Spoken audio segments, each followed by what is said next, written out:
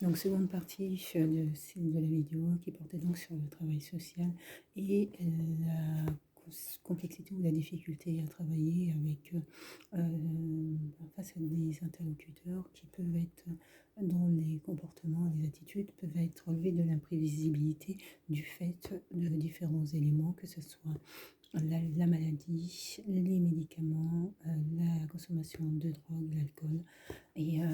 Donc ces éléments sont à prendre en compte dans la démarche même d'entretien et puis aussi dans la démarche d'accompagnement qui va être mise en œuvre.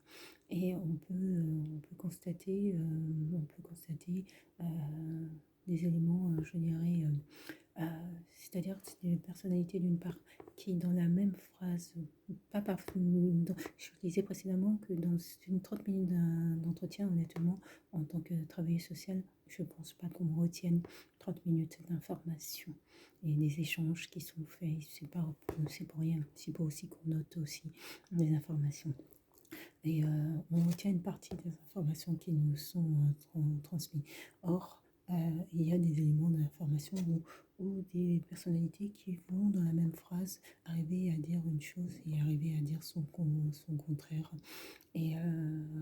ou de manière volontaire mettre en place un mécanisme euh, visant à mettre en déroute l'intervenant qu'il a ou qu'elle a face à lui, de sorte à, voilà, à là où le mettre en difficulté. Ça peut être aussi aussi l'alerte d'une personne qui est en souffrance véritablement, qui est dans la crainte et donc voilà, qui tire la sonnette d'alarme. Et je prenais pour exemple cette anecdote, c'est pas une anecdote, mais cet événement qui est survenu il y a à peu près un an où une assistante sociale avait été abattue en se rendant au domicile d'une personne qui n'avait pas supporté la séparation avec son épouse.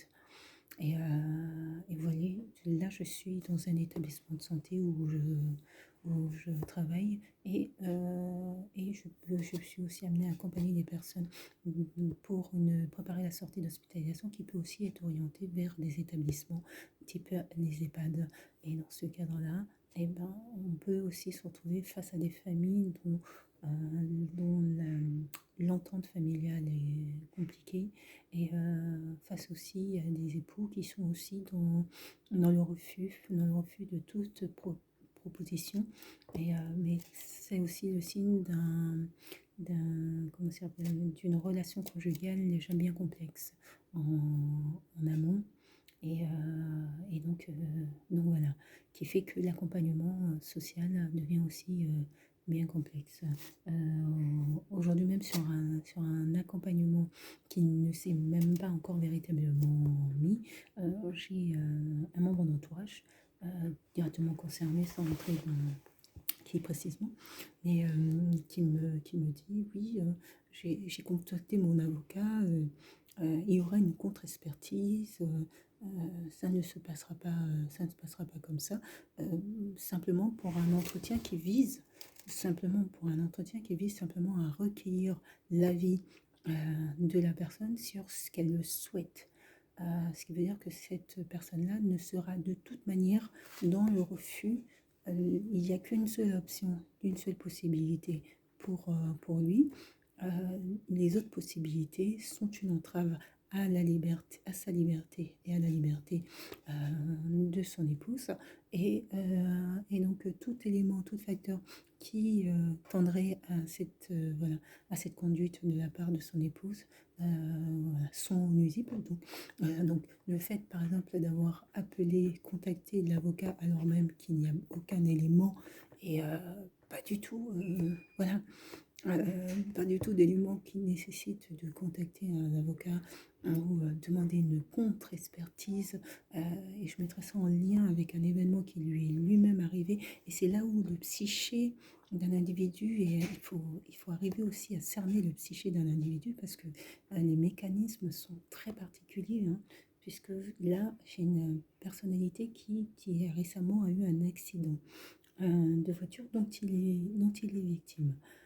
Dans le dialogue qu'il me dit, même en parlant de la situation de sa compagne, dans ce, dans ce dialogue, il parle d'expertise, de contre-expertise, enfin, comme si en fait tout s'imbriquait en fait dans son psyché et que qu'en fait c'est la situation qu'il a vécue, il en fait part, il le déplace en fait sur la situation de son épouse et il anticipe une situation complexe qui lui pour lui va lui sembler complexe et qui va être nuisible puisque la crainte, c'est surtout qu'on lui enlève l'être, le seul être qui, voilà, qui aujourd'hui a de l'importance à ses yeux.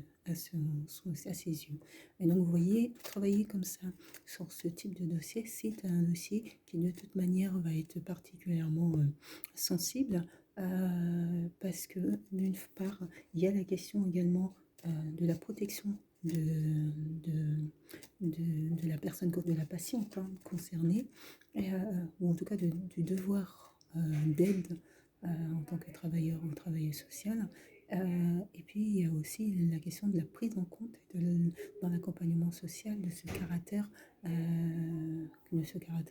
lien avec le côté prise en charge psy euh, de la personne. Donc les accompagnements sociaux sont comme ça particulièrement sensibles et, et dans certaines situations. Et voilà, c'est une parmi d'autres situations. Lorsque vous avez des personnes âgées qui, comme ça, ont vécu de manière très fusionnelle pendant des années, arriver à dissoudre ce couple qui a été fusionnel, mais très fusionnel pendant des années, même en vivant des moments difficiles, c'est très, très, très, très, très compliqué en fait. Hein. Je parle de ça pour des couples qui ne sont pas dans la bienveillance l'un à l'égard de l'autre. Après, il y a des couples qui sont dans la bienveillance l'un à l'égard de l'autre et qui vont accepter que voilà, qu'il y ait ce besoin de séparation pour éventuellement le bien de l'autre. Mais en tout cas, qui ne seront pas fermés au dialogue et dont le refus ne risque pas de provoquer une réaction qui peut être beaucoup plus importante que l'on ne pense. Voilà, pour aborder ce sujet. Sur ce, je vous souhaite de passer une bonne après-midi. Au revoir.